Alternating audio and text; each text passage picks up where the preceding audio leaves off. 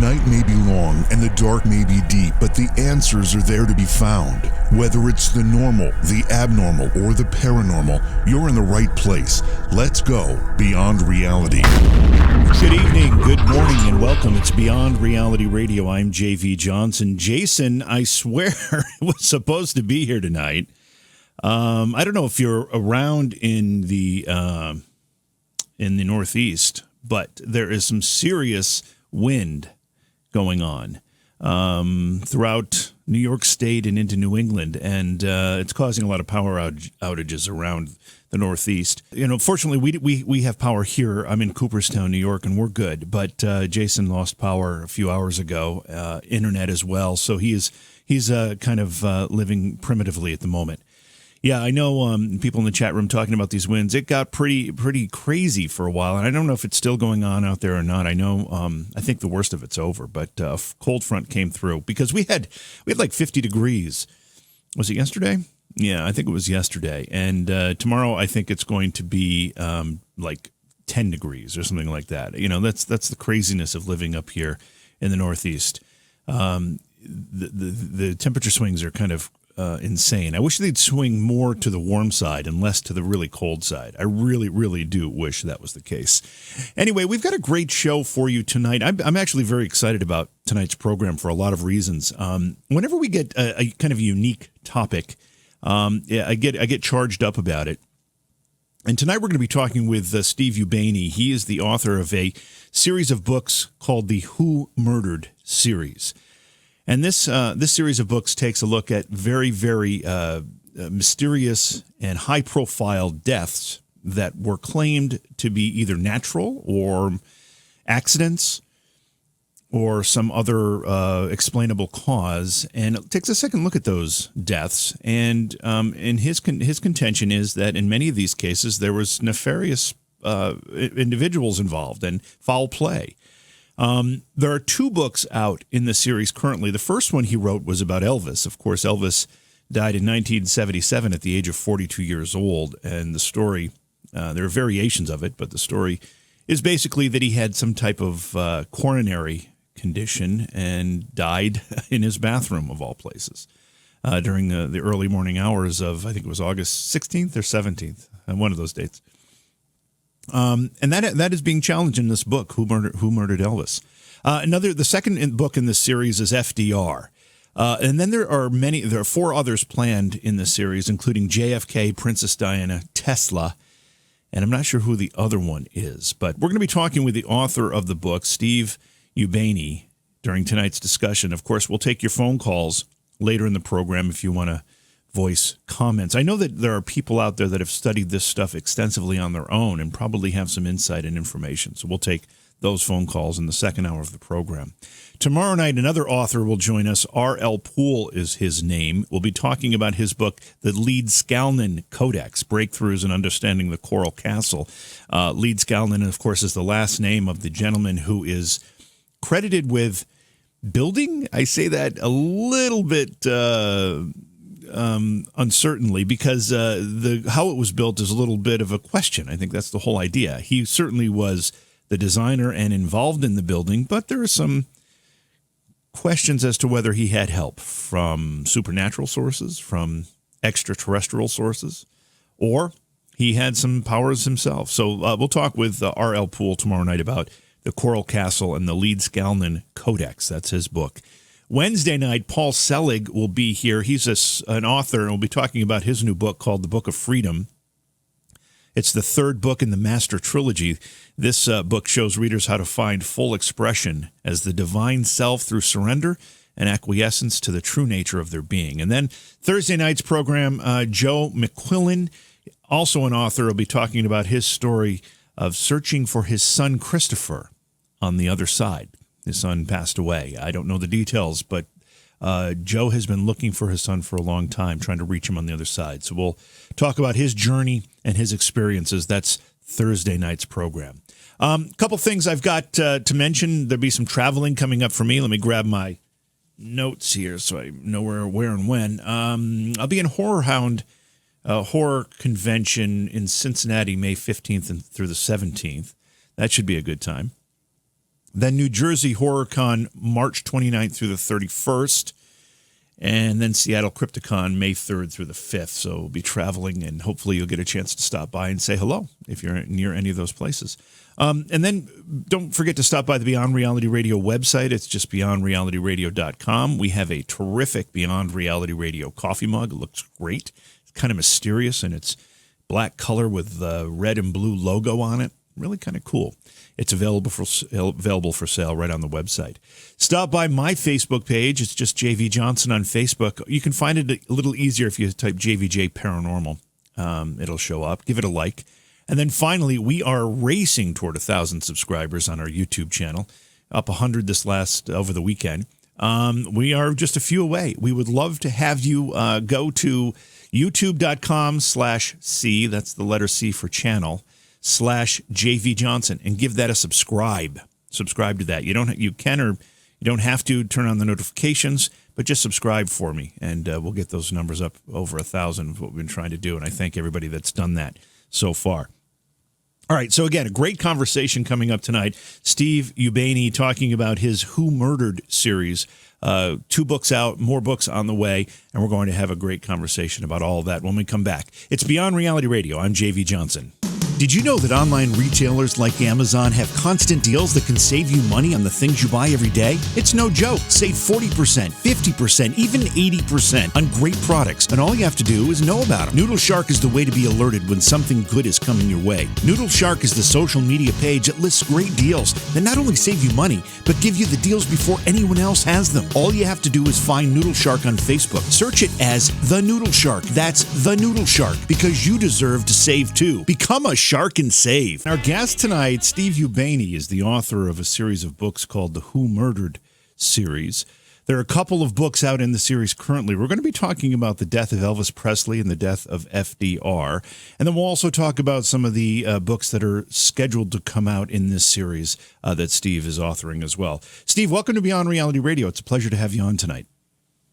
Well, it's an honor to be here. Thanks for inviting me. So I have to ask, first of all, what inspired you to conceptualize and then begin writing and ultimately write the Who Murdered series? I've never been asked this before. I think that, as we grow up, we hear things, and some of the things we hear we don't believe. And I remember going through school and having to write down on the piece of paper, the answer that they wanted, and I thought for sure, there's no way this is right. This can't be real. So I just kind of earmarked those things in history that I never believed in history class. And then when I got to a certain age, I had the available time to start to reinvestigate history. And I'm kind of glad I did, because I came up with some very interesting stuff. Well, clearly the topic is fascinating to begin with. And whenever you talk about mysterious deaths, particularly mysterious deaths of celebrities or high-profile individuals, you can't help but get curious and take notice. The first book you wrote was about Elvis. Was there a connection there, something particular about Elvis that made you start there? Well, I grew up as an Elvis fan. My mother, I think, saw him in his first television appearance when she was 11 years old, the Dorsey Brothers show. So, I grew up, I think by the time I was 10 or 11, I knew more about Elvis Presley than almost anybody I knew. So when he died, I was old enough now where I was on planet Earth when he died. And I never believed what we were told. And the story kept changing. First it was a drug death, and then it was a heart attack, and then drugs, and then it was a suicide, and then it was back to drugs again. And then, he's roaming the landscape with Bigfoot and the Loch Ness Monster. It just got crazier and crazier. So, the more I started to dig into this, the more fascinating it got. And I've got 10 years of hard research into the death of Elvis Presley.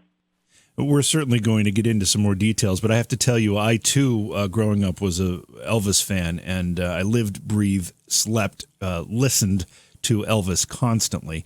And I remember where I was although I'm feeling a little foolish here because I don't remember if it was August 16th or 17th, 1977. Was it the 16th? 16th. Yeah, August 16th, 1977. I remember exactly where I was when it was announced on the radio that he had died, and I was in disbelief. I was in disbelief that day, and I think I remained in shock for several days after. I could not believe what I was hearing, and then, of course, it all unfolded on television as well and in the newspapers. And you're right. There was always an air of something doesn't seem right here as these stories were reported. I'm assuming you felt the same way. Absolutely, I did. And, as I start to grow older, I start to realize that if truth was suddenly introduced into American society, the whole system would collapse. We wouldn't be able to handle the truth. So That's one of the things that motivated me into writing these books. That I spend a great deal of time trying to find the actual truth instead of what we've been told. Well, the Elvis Presley was the vanguard of that, I think. Yeah, no, you make a really good point here because, we kind of pride ourselves on what we would consider to be a free and open society, but there are so many things, whether it's from the government or it's with celebrity lives or whatever it happens to be, that we're just not told. And I think I'm certainly not a proponent of it, but I think it's done to keep some I don't know what the word is, peace, I guess, amongst people, because if they learn the truth, they would probably be upset and act a lot more aggressively than they would otherwise. I think that's a lot of what's going on here. I think you're exactly right. People don't like things fiddling with their normalcy bias. And, people have to feel a certain way about a certain thing. And, if somebody comes in and rocks that boat, we're much easier to handle as a people when we're complacent. They really want obedience. Whoever is ruling us, they want obedience. Yeah, they want complacent, obedient people, and they have to treat us a certain way and handle us with kid gloves in order to do that. And you're right. That's not necessarily a bad thing.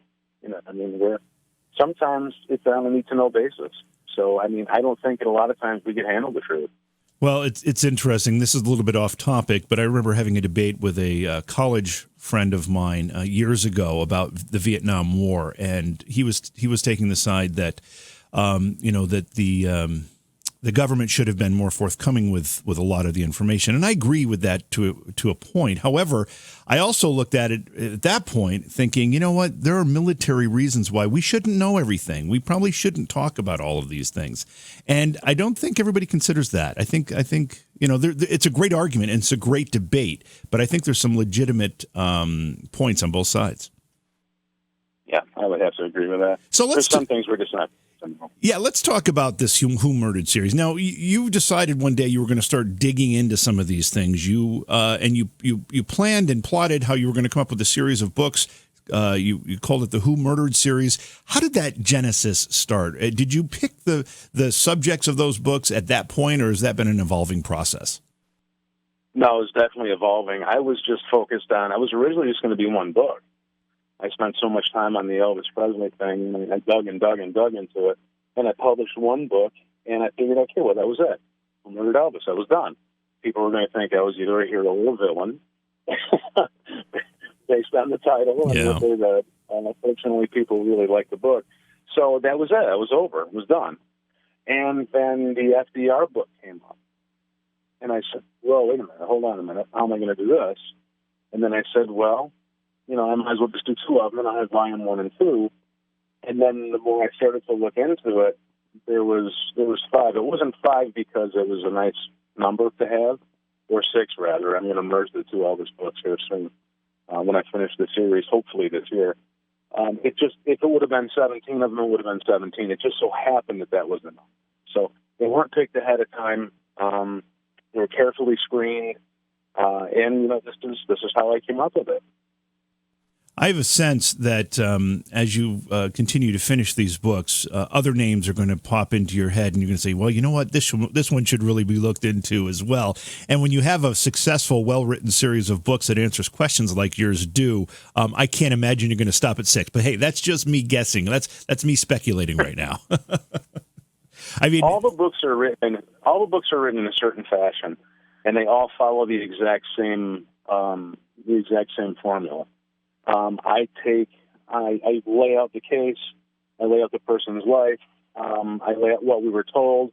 I ask questions about what we were told. I poke holes in it, and then I find the motive, means, and opportunity, and I run the suspects right through that process, just like a criminal investigation. And in the end, I come up with the one person or group of people who could have done what they actually managed to do.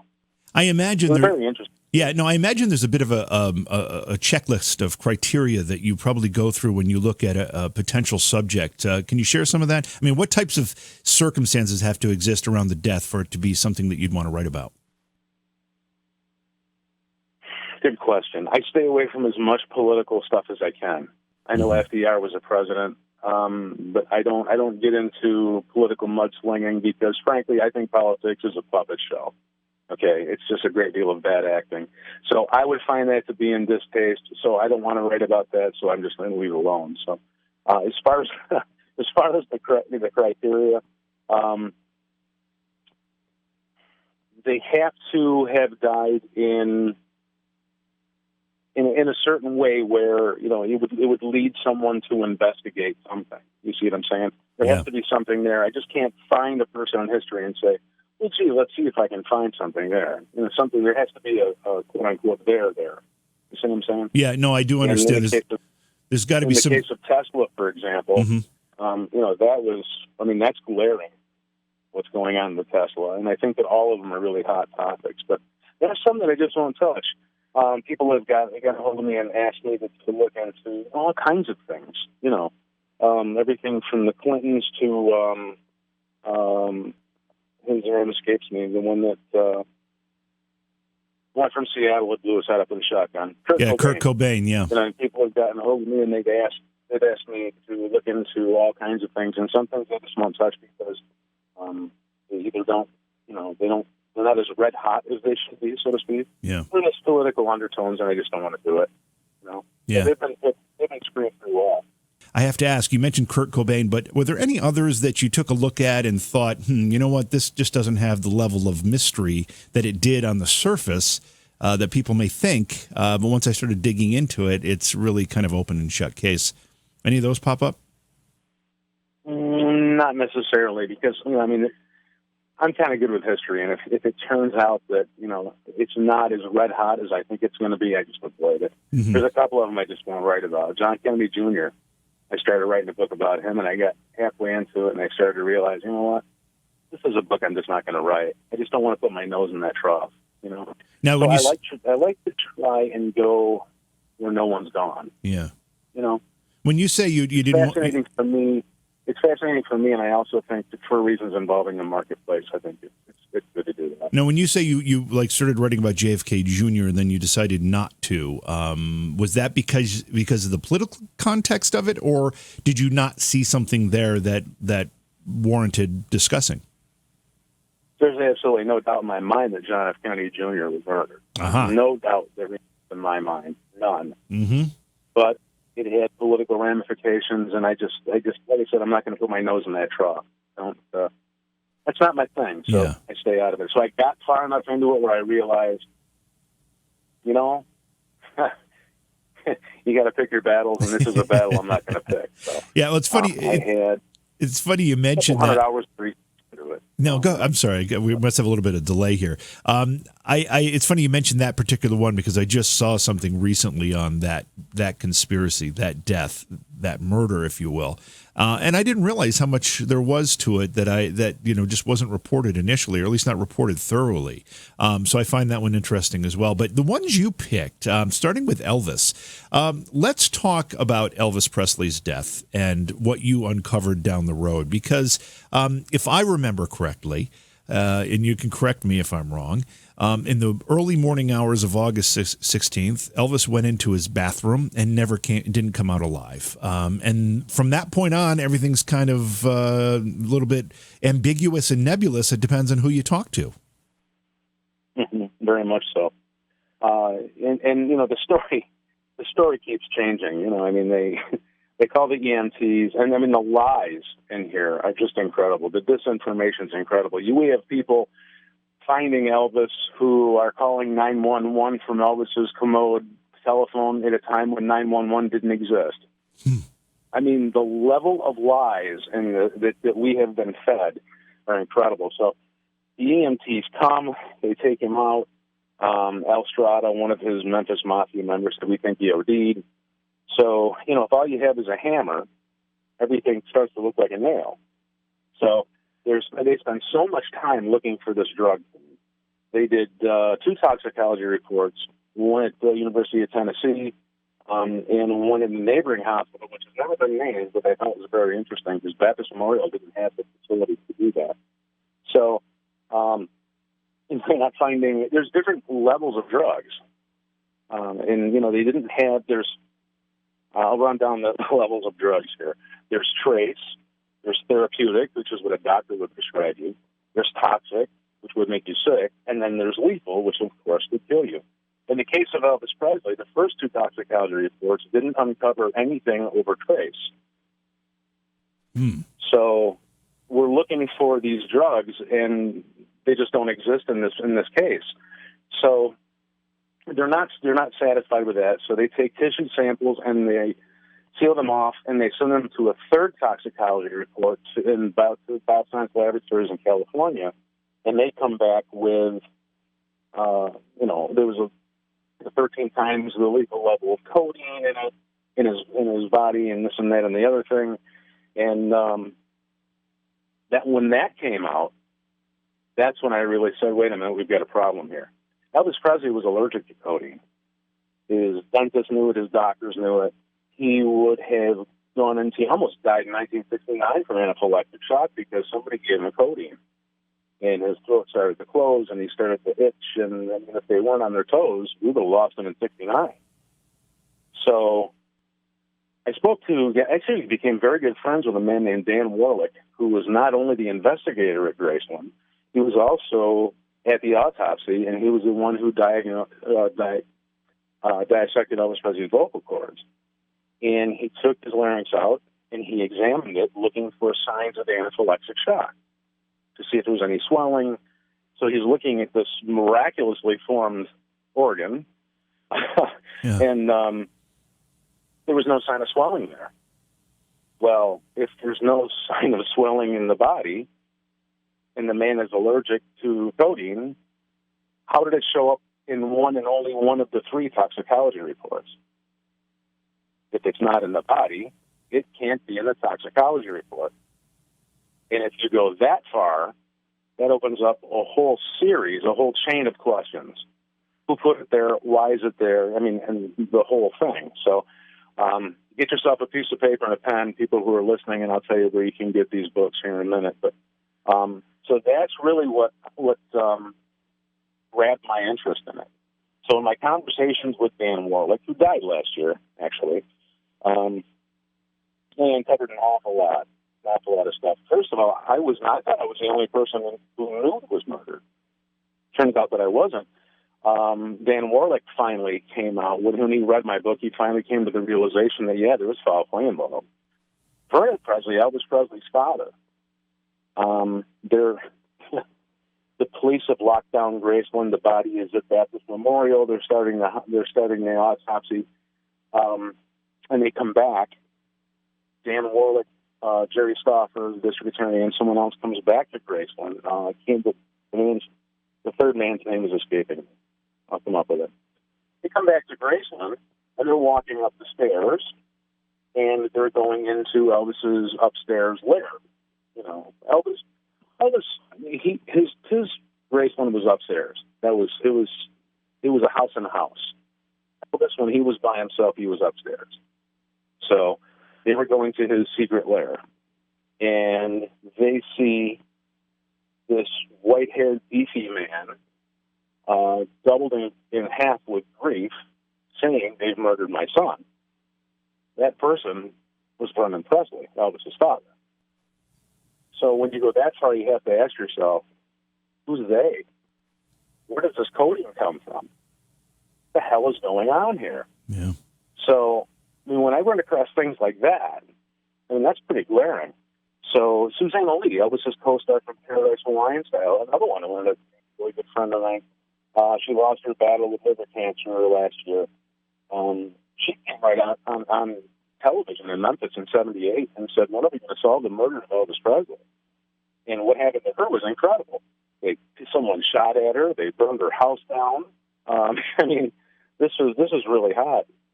If you go to my website, go to whomurderedbooks.com, and you look on the Elvis page, there's a video from 1990 where Dr. Nicopoulos, Elvis Presley's doctor, is on video saying Elvis Presley was murdered. This information is all out there, but for some reason it's just getting swept under the rug. In order to figure out the Elvis Presley thing, who would want to murder Elvis Presley? You have to go back to his manager, Colonel Parker. He wasn't a colonel, his name was Parker. Okay? He was a murdering stowaway who came over from the Netherlands. His real name was Andreas Van Koo. He murders this woman, stowaways on a ship, comes to America, goes into the Army, goes AWOL. Okay? They put him in solitary confinement. He comes out of mental patient. And when he's released with a dishonorable discharge, you can't make this stuff up. You really can't. He takes the name of his commanding officer, Tom Parker. So at 26 years old, here we have Tom Parker wandering America, who's a murdering mental patient, and he starts, he was working in the circus back in his home country, so he started handling acts and, performing acts. And he handled some big people. He handled Minnie Pearl and Roy Acuff and Eddie Arnold, and through managing these acts, he ended up being very good friends with people in Las Vegas because he was booking there. And you don't make friends in Vegas unless you're rubbing shoulders with a mob. So some of the people that he became very good acquaintances with, he being Colonel Parker, was Milton Prell. Milton Prell, in the Bingo Club, later went on to buy the Aladdin and the Mint. He was probably the first one in Las Vegas, and he was out there for the Detroit mob, and everything was built on bookie and race wire money. So he ended up befriending him. And Mo Dallas, in the 50s and 60s, there was no one bigger than Mo Dallas. He was in the Cleveland Syndicate. And he went on to handle the Stardust of the Desert Inn. All of these people were out in Las Vegas. Mo Dallas actually is the one that made Frank Sinatra. Very interesting. Wow. All of these people were out in Las Vegas they were fronts so that the mob could make money. But they were also out there to keep a close eye and be an ally to Meyer Lansky and some of the big players. So this is who Colonel Parker was rubbing shoulders with. So enter Elvis Presley. Eddie Arnold warned Elvis Presley, don't get involved with him. But, when you put your hand in your pocket and all you feel is your leg, money's kind of nice regardless of where it comes from. Right. So enter Elvis Presley. It starts out to be a 25-75 split. 25% for the Colonel, 75% for Elvis. Well, as it starts to snowball and they start to be making more and more money, it becomes a 50-50 split. Then all of a sudden, Colonel is doing side deals on Elvis Presley's name that Elvis isn't getting any money from. So here comes the heated argument between the two. Elvis is powerless because he knows they're backed up by the mob. So in one instance, they were going through, they were the ones that pressed him into doing these movies.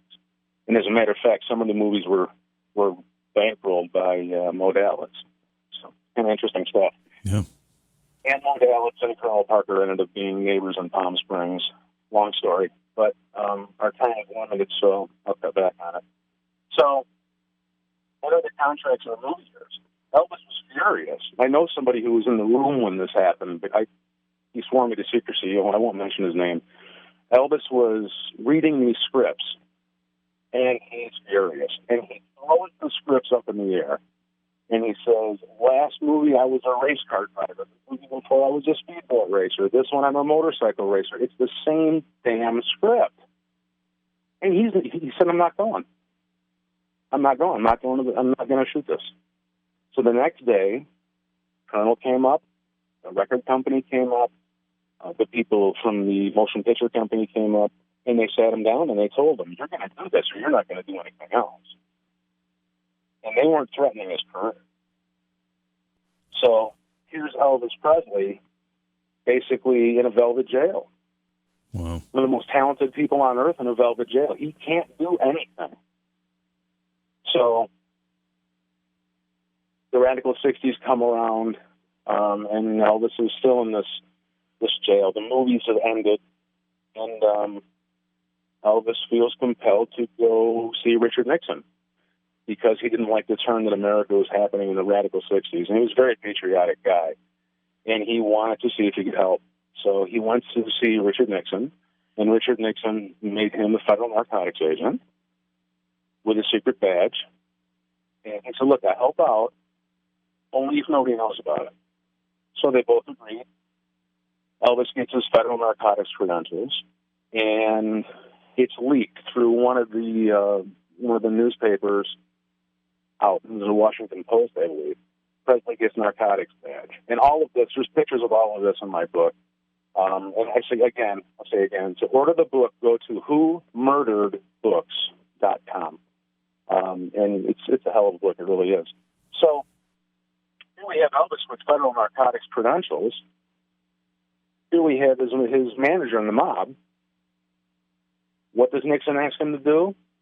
If we've ever seen the movie Casino, we know what was happening in the late 70s in Las Vegas with the mob, although it was a little fictitious, but you get the idea. They request Elvis to pose FBI members as band members in his band because he's playing at the International Hotel, which later became the Las Vegas Hilton, for 2 months a year during his performance contract. Every one of them were caught because the mob had everything bugged. So here we have Elvis and a couple of people who were actually not band members, they were FBI agents, trying to investigate the Las Vegas mob, and they were all caught, and Elvis died mysteriously before he was still supposed to turn state's evidence against the mob. Wow. Steve, so this is the backstory that nobody tells you. Steve, this is a short segment, so I don't want to get back into the Elvis thing yet. We'll do that on the other side of the top of the hour break. But you've got 2 books, but actually you have 2 editions of the Elvis book. Explain what's available now and what's coming up. What's available now is the very first Elvis book is available. That came out in, I think, 2012. And then it was 5 years later, so I put out the 5th anniversary edition, which has more information in it. Way more information than I'm giving you kind of like the quick version because there's so much into this. So there's more information in the 5th anniversary edition of Who Murdered Elvis. And in between those 2, I published Who Murdered FDR. So those are the 3 that are available right now. This year, I'm trying very hard to finish up the last 3, which is going to be a chore. I'm reading the entire judicial inquest of Princess Diana, probably 20,000 pages. So I've got my hands full. Wow, you do. Elvis would have been, 84 years old? Was my math right? 84 years old on January 8th of this year? It sounds about right. Yeah, it's hard to believe. Time goes by. Well, 84, it's amazing to me because, it seemed like so long ago when he died, but it also tells you exactly how young he was. He was 42 years old when he passed away or was murdered. And he very potentially could have still been with us had that not happened, which is a tragedy unto itself because such a talent. Oh, yeah. It's really incredible. And I want to before I forget, I want to mention about the heart attack thing. At the autopsy, there was a man named Noel Florendo there who had a microscope. And what they did was they took Elvis Presley's heart out, all of his organs out, and they cut them every quarter inch, specifically his heart. And they held everything up, also all his legs, so put a light underneath a microscope, and they discarded them. There was no evidence of a heart attack, though. And that's the one of the theories that's propagated the most. They're talking about a coronary issue. Yeah, there was nothing. All right. And like I said, I shook the hand who took the man's brain out. Wow. I mean, you talk about getting chills. Yeah, it's unbelievable. It is. All right, if I could for just a second, I'd like to talk about this Elvis is alive thing. We've got about 5 seconds here, and then we can do it on the other side of the break. Okay, Let's do good. that. Okay. We're talking with Steve Ubany, whomurderedbooksseries.com is the website. Please support the program. Go to patreon.com/Johaw. That's JOHAW. Thanks for being here with me. Jason was supposed to be with us tonight, but due to these high winds, this cold front that's moving through the Northeast, he lost power and lost internet. And he might just be lost. I'm not even sure, but he's obviously not here because he can't connect. So we're going to be flying this one solo. It's okay. We've done it before. But we welcome you. We've got a great conversation underway with Steve Ubany. He's the author of the Who Murdered series. He has a website. It's whomurderedbooks.com. You should check that out. We've been talking about the book Who Murdered Elvis. And Steve, you were talking about the mob involvement. You're talking about Richard Nixon having a hand in it, not necessarily the murder, but setting the stage for it. And there's all this stuff that we've been talking about, yet there are still people who say Elvis is alive, or maybe at least was alive. I mean, for a lot of years, there were Elvis sightings all over the place. He was a gas station attendant. He was a park ranger somewhere. I mean, I remember these things coming out all the time. What do you say to those folks? Well, I'll tell you what, I was in that camp for a long, long time. So I don't make fun of those folks, and I don't ridicule them or anything like that, because like I said, I believed it. But I had to come to the realization that people who are believing that are not seeing the entire backstory of the mob involvement and everything that was going on, because frankly, it wasn't available to us back then. So there is a trace amount of evidence that these people are finding to suggest that Elvis Presley is alive, but they have to realize that's been planted for them to find. They're finding planted evidence. And there were 2 death certificates filed for Elvis Presley. I mean, they have created a paperwork mess to keep these people spinning out of control, because the longer time we spend looking for Elvis at Burger King, the less time we spend solving a cold case murder. So, a couple of things about this. The cover-up is so incredible with his murder. And it's hard for me to say. I mean, I don't want to know Elvis was murdered. I mean, when I was a kid, I was the biggest Elvis fan in the world. I mean, I idolized the guy, and it was just so incredibly hard for me to come to this. And it's hard to believe even now, even when I've seen the evidence.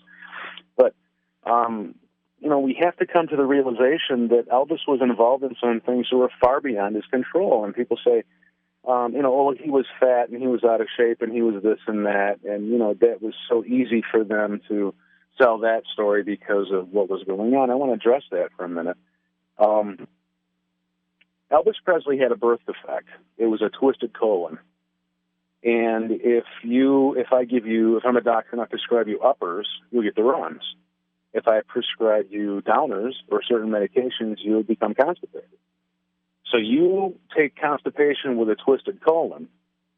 Elvis was loaded. This guy hadn't had a bowel movement. They discovered this at autopsy in almost a month. There is no way. This is why he looked so sickly and pale and bloated at his last concert. This is what was really going on. So that they had these stories came out the last night that he was playing racquetball, and there's no way this guy was playing racquetball. He had to be in excruciating pain. So, I mean, the rubber meets the road on the autopsy table, and Elvis Presley's father, Vernon, was so convinced he was murdered. He hired 2 private investigators who were hot on the trail of solving this until Vernon himself died in 1979. So my book actually picks up where all this was kind of left off. So, wow. The last thing I want to say about Elvis being alive, I wish he was. I really wish he was. I'm going to hold that for a second. I want to come back to something I forgot to mention. Dan Warwick at the time was going through Elvis Presley's bedroom, bathroom, the upstairs, and he finds these planted drug syringes with no needle. He gets the corpse back to the autopsy table, examines every inch of it with a microscope. There's not a pinprick on the man. Those were planted there to spin the death scene away from what they were supposed to be looking for. So that set up Dr. Nicopoulos is the villain in the same way that some people would say that this is the pristine bullet on the stretcher set up. Oswald is the single shooter. There starts to be a pattern that forms after a while. So if Elvis Presley was alive, I don't believe that Lisa Marie would be having the struggles that she's having. Yeah. She's been through hell. Yeah. And if Elvis was alive, that wouldn't be happening. There's a guy named Jerry Schilling, who's a good friend of Elvis's, who, upon hearing of his death, was so distraught, he punched this brick wall so hard he crushed his hand. Had to have a surgery on it. None of this would be happening if Elvis faked his death. So, it's like a river. It just continues to flow. Nobody ever takes anything out. We just put more information in. I put a lot more information in that I hope people enjoy. But we have to come to the realization of the fact that Elvis is not alive. He died in 1977, and this is where we are. As far as the drug thing and prescribed versus taking, in 1976, Elvis Presley almost went bankrupt. When Priscilla reopened his divorce, she took all of his musical royalties in the divorce settlement. So the only money that Elvis made was by tour after tour after tour. He was actually working himself poor. So, when he died, he had just over $1 million in the bank. Wow. Which is incredible because he sold billions and billions of records. So his father had seized control of his finances, and he was counting every penny. And he laid up some bodyguards, did a couple things to cut costs, was selling a plane, which was also a mob scam, but I don't have time to get into that. And Elvis, these guys were all taking uppers and downers. That's what they did. That's how they were shooting all these films. And, in such breakneck speed, some of those films were shot in 30 days. And this is how they were doing it. But rather than Elvis buying the drugs for all of the guys in his Memphis Mafia, he was telling his doctor, Dr. Nicopoulos, just write the prescription under mine. I don't want to hear it from my father. I don't want to deal with him in my ear about me buying stuff from other people. Just put all the drugs under my name, and we'll go from there. So it was like a candy bowl in the middle of the room. And everyone had their hands in this candy bowl. And if there's a couple things left, or a couple pills left, Elvis might take them. But what's prescribed and what he was taking is entirely two different things. So, in 1979, Geraldo Rivera did a thing that Elvis, he put out all these pills that Elvis was taking. He wasn't taking these pills. It was prescribed to him. So there's a lot of disinformation out there. But Dan Orlick, when he went to investigate, he found these drug syringes. He took photographs, he took sketches, he took everything. He actually laid down in front of Elvis's commode, and the wet spot in the floor was 7 feet away from the commode, pretty close. Now, if you're going to fall off the toilet, you're going to fall 3-4 feet. You're not going to fall almost 7 feet unless you're 22 feet tall. Did you say the wet spot? Yeah. Elvis actually had vomited into the shag carpet in his back. Oh. And that's where the murder happened. So Elvis never fell off the toilet. Elvis was never on the toilet. It's incredible. So he takes all of this information. He goes home, puts it on the seat of his car. He comes out in the morning. His car's broken into. The only thing that's stolen is the stuff from Graceland. Wow. It's incredible how deep this goes. But, it wasn't out there for years and years. So for all these years, Dr. Nick was, as you mentioned, made to be the villain. He was put through professional and media hell for his role, but apparently he did not have the role that he was reported to have had. No, I think that I never met Dr. Nicopoulos. We were supposed to meet one time when I was on television down in Memphis, and we just couldn't. We just couldn't hook up. I was actually, my book agent at the time knew him. I never spoke directly with him, but from everything that I've seen, and I knew a lot of Elvis Presley's Memphis Mafia, who have almost all of them died now in 2017. They're at that age, and from everything that I've heard. And all the people that I have spoken with, Dr. Nicopoulos actually cared for Elvis. They were buddies. When he gave out Cadillacs, he gave Dr. Nick a Cadillac.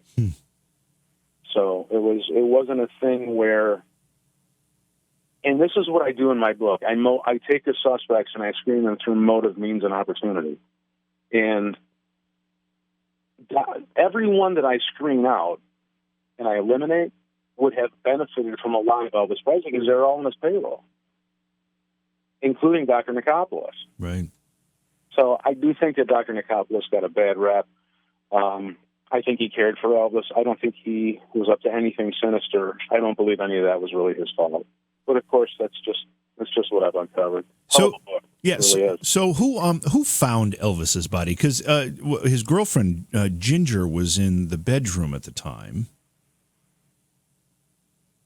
Right. She found him. She found him, and then she called down to the maids when she realized what was happening. And then the people who were in the building, see, the majority of the people, on the other hand, at a perfect time, they're supposed to start the tour at 4 minutes. So all of the 24-hour people meaning the people who fly out 24 hours ahead of time to set up everything, right? They were gone. Graceland is basically an empty shell. The only people who were left were Al Strada, Joe Esposito, who was his road manager, and the man just escaped me. There's one after 1 in the morning here. I can't think of his name. Anyway, there was another man there, and they ran up, and Charlie Hodge. Charlie Hodge was the wardrobe manager. Joe Esposito was the road manager, and Al Strada was there, and they were packing up things to fly out with Elvis the next day. So Ginger finds him, calls down, come on up, there's a problem, and this is what happens. Another person who also believes that Elvis Presley was murdered was his chief of security, a man named Dick Grobe. And Dick Grobe has a book out that I was in my research, I never knew this man had this book out. It's entitled The Elvis Conspiracy. I hope it's still in print.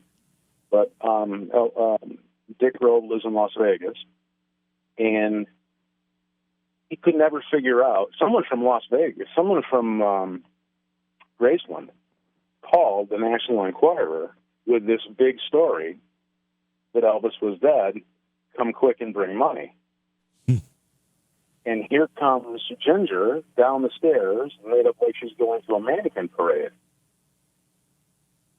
A lot of this doesn't add up. Yeah. So he's got a hell of a book out, too, for anybody who's interested. Another man I've never met, actually. Yeah. There's only a few of them that I have, and he's one of them. When you started out to write this book, and actually all of the books that you're writing in this series, what's step one? Where do you go first to start the process? Well, first of all, it has to be something that actually interests me, And a little secret about me, I hate conspiracies. Hate them. I do, but I'd be lying if I said I don't step right in the middle of them sometimes. I like to reinvestigate history and things, so I'm fascinated by history, and it has to be interesting to me because I write about things that I like. So that's where it has to start. You have to like what you do, and if you don't, you're doing something wrong. And when you decided to write about Elvis, we got about a minute here. When you decided to write about Elvis, I mean, where does the investigation begin? Oh boy, it started with the toxicology reports and the coding. Mm-hmm. And when I realized that it was in the one toxicology report and not in his body, I said, "Wait a minute, we've got a problem here." So there were three toxicology reports. 2 of them did not demonstrate any codeine in his body, but the third one seemed to have magically produced a level 13 times lethal. 11 times the lethal level. So they give that one to my good friend Dr. Cyril Weck to announce to the world that Elvis died of this cocktail of drugs that would have brought down a herd of cattle. And in fact, he didn't. Dr. Weck didn't know. I talked to him about it. He had no idea that was the third toxicology. Wow. So there's an awful lot going on here. And because the other 2 didn't support the official cause, that they were just kind of kept hush-hush? Pretty much. Like I said, if all you have is a hammer, everything starts to look like a nail. So when they were told that they think he OD'd, boy, they were out to find that. And it's a perfect cover for a murder. Steve Ubany is with us, author of the Who Murdered series of books. Check out all of the information at whomurderedbooks.com. And we've been talking about Elvis a lot, Steve. This is a particularly troubling but also fascinating one. You have the greatest rock and roll performer of all time, maybe the greatest performer of all time. He dies at the age of 42 years old in very, very odd circumstances. You talk about mob connections, you talk about federal government connections, and you're talking about all these elements that create almost the perfect storm of conspiracies, yet you aren't a conspiracy fan. But in this case, you were able to find information that supports all of these claims and the things that we're talking about here tonight. I mean, it's starting to become very, very clear that if nothing else, the facts aren't adding up in the official story. Facts never really add up because what we're told and what really is the truth are 9 times out of 10 two different things. So one of the things, and I wanted to come back to this here for a second, and you know what I'm going to do since you're such an Elvis fan, when we break here, make sure you give me your information because I'm going to send you out a book. Oh, terrific. It's complimentary just because I know you're an Elvis fan and I think you'll love it. So thank you. Back to the Elvis is Alive people. In my friendship with Susanna Lee, who is his co-star on Paradise from Lionstown, this is one of the things that is fueling the Elvis is Alive phenomenon. Pardon me. She became really good friends with Elvis, and she lived in Memphis, and they were fast friends. She said that the first few scenes that she shot weren't even with Elvis. They were with body doubles. And she floored me. I said, Susanna, what are you talking about? She said, we were filming film after film, some of them in 30 days. And Elvis, they started doing scenes at a distance with body doubles. And one guy's name was Matt, and the other guy's name was John. And they looked like Elvis. Some of them were surgically altered to look like Elvis. They moved like Elvis, everything. And from a distance, you really couldn't tell the difference. So while she was shooting scenes with them, the real Elvis, was in the studio laying down the soundtracks for the movies so they could get a jump on what was going on. And what happened is these people are now Elvis's age group. These are the people that everyone is seeing out there. Oh. So I wanted to put out there that as well. There has been some sightings. And Colonel Parker himself was behind the site because it kept Elvis's record selling. It kept everything Elvis selling for years and years and years. And the majority of it tailed off after Colonel Parker died. So it was done for lots and lots of reasons. So, there's a reason why upstairs at Graceland, you can never get upstairs. You ever been to Graceland? I haven't. It is on my list, and I have not made it yet. Okay.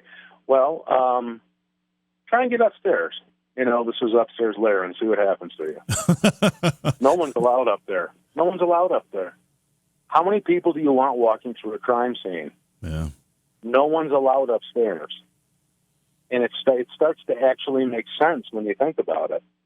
So there's an awful lot here.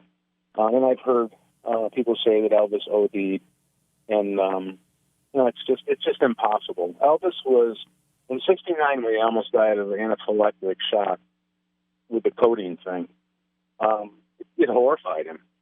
So he got with Dr. Nicopolis, and Dr. Nicopolis gave him the physician's desk reference. Elvis Presley was a very smart man. He used to read endlessly. So he had the book of all the physician's drugs because he didn't want that to happen ever again. He wanted to know what would counteract with what, how much he could take. So it got to the point where Red West told one time that, you could show him a pill. He could tell you what you take it with, what milligram it was and who made it. I mean, he was really, really into it. So this is not a guy who would accidentally OD. So, and codeine was... Putin was not in play. You obviously don't want to give away the, your conclusion in the book because you want folks to read it. But do you come up with a key suspect in your book? Sure. In all of my books. You do in all of them. Okay. I'll tell you exactly how it happened, who did it, why it happened, everything.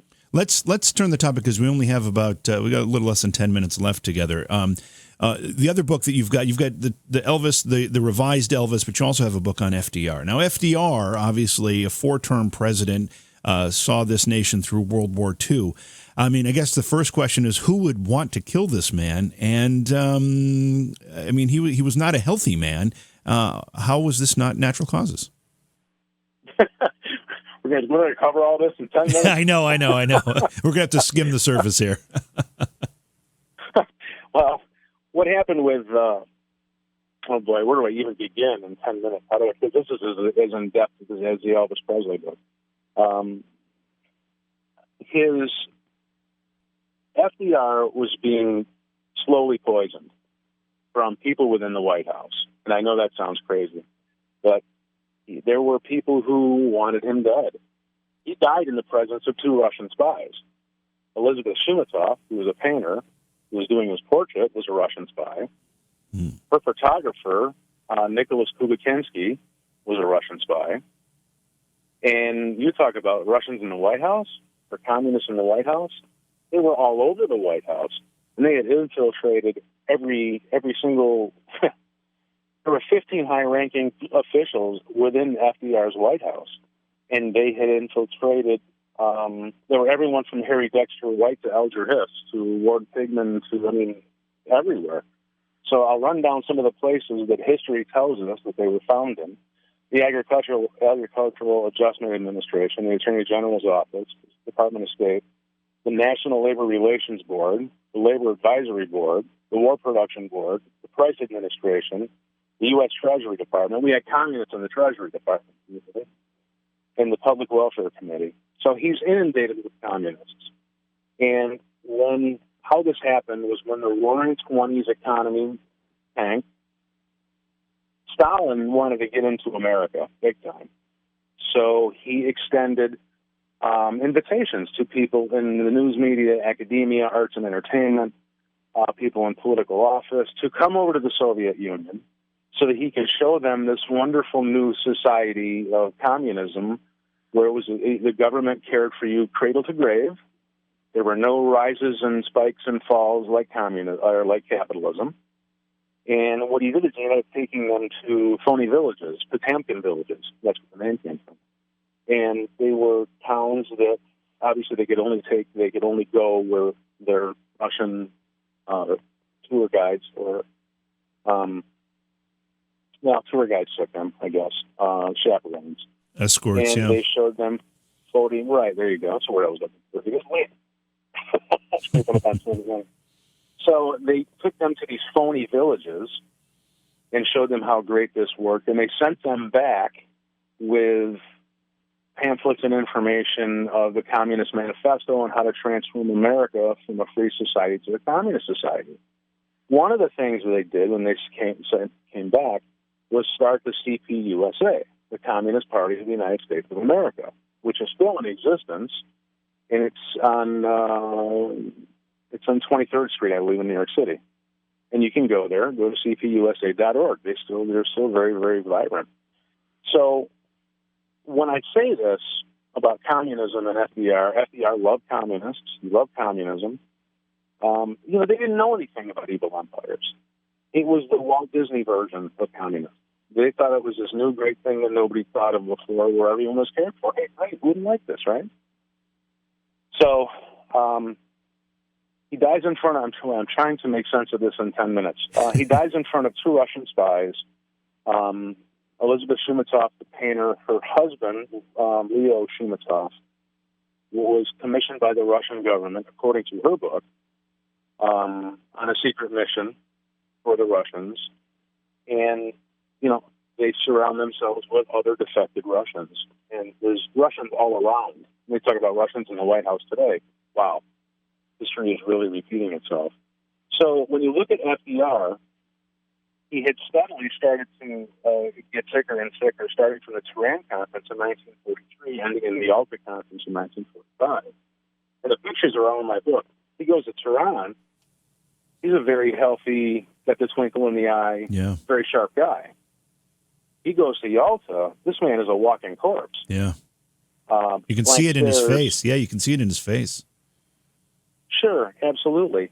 And his doctors became baffled. He was, right around mealtime, he would go, his health would go into these bipolar schisms, and his blood pressure would go from 310 to 190, over 190, and then they would come back, and they couldn't figure out what it was. They were absolutely baffled.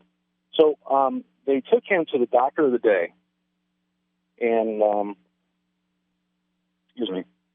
they took him to the doctor of the day to say, hey, look, we're stumped. What can you do here? So they took him to Dr. Frank Leahy in July of 1944, and he rendered his opinion, which was just made public. Well, not just, but 2011, the History Channel released it, and they released everything, the laundry list of what they found when they examined FDR and what was wrong with him. That list didn't align with the advance of polio. It aligned with the advance of poisoning. Wow. So, in researching this, I can run down the list of actually what was wrong with FDR. I'll give you the quick list, because this could easily take an hour. I did on coast to coast, and it took 2.5. See if I can jam it in here. He had cardiovascular problems. He had intellectual and mental changes. He had sensory and motor problems. He had intestinal problems. His nervous system was shot. His skeleton was breaking down. He had renal problems. His kidneys were failing. This is not the advance of polio. So in my research, every now and then you get lucky, and I got lucky. Daisy Suckley was one of FDR's favorite cousins, and she entitled a book 50 years after he died entitled Closest Companion. On page 203, she writes, and I'll read this. She said, "It's the P's, the president's, fourth day in bed. He still feels somewhat miserable, though his fever is gone. Last Tuesday, without any warning, he felt ill at noon, also known as lunchtime. He lay in his study on the sofa until 4:30 p.m., when he found he had a temperature of 102. Here's the kicker. Dr. McIntyre found it was a toxic poisoning, but they couldn't ascribe anything to it." Wow. The doctor knew he was being poisoned. What are these people, stupid? I mean, it says right there he's being poisoned. Was there we have to remember the era we're talking about. This is the Waltons. Yeah. So in 1922, the poisoning that they were using in America was already outlawed in other countries, including Russia. So I can tell you Stalin got him. In the time remaining, I can tell you quickly that Stalin got him. He was being slowly poisoned from within the White House. Was there an autopsy after his death, or did they not perform one? I'm sorry, he broke up. Was there an autopsy after his death, or did they not perform one? No autopsy. 69 hours death to grave. No autopsy. Wow. And in 1957, Eleanor Roosevelt became so sick of everyone saying in Washington he was murdered, she commissioned a private investigator to get to the bottom of it. The private investigator was told that all of FDR's medical records were stolen from a locked file in Bethesda. It always But no one talked about this. Yeah. No one talks about it. So Stalin, towards the end of the war, FDR was sharp. He was a very, very smart man. He was a genius, and you're not going to out-negotiate him. So at the end of the war, we're coming into what he wanted was the four policemen of the world, which was the United States, China, Russia, and Britain. He wanted to set up the four policemen of the world so something like they could take care of their own places, and they could govern their own little spots in the world. This would never happen again. That's what Stalin did not want. Yeah. Stalin was a murdering megalomaniac freak who murdered both of his wives, and most of the Politburo before him. He didn't want to share the world. He wanted to rule the world. He couldn't do that. He wasn't going to play by FDR. So his whole plan was to slowly poison FDR. So at the end of the war, close to the end of the war, he dies. So Harry Truman could step in, who was a political newbie, and Stalin thought he could bowl him over. Could walk right over him, yeah. Out of that started the whole Cold War. Wow. Listen, this is stuff for another visit to the show for you. I think we need to have you back. We can talk about that in more detail. But again, the books, you've got the Elvis book and the FDR book are available. Princess Diana is the next one on tap? Absolutely. Yep. I'm going to see if I can finish this up this year, all three of them. That's great. Okay. And you can go to the website. It's whomurderedbooks.com to get more information about the books. Any other place you want to send folks?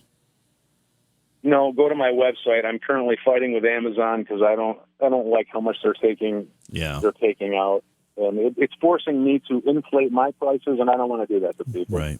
So I want it to be affordable, so I wanted to go to my website. Steve, hold on the line because I'm going to have my producer give you my address so that you can send that Elvis book because I would really love to read it. That would be terrific. And again, promise that you'll come back on the program. We have a lot more to talk about.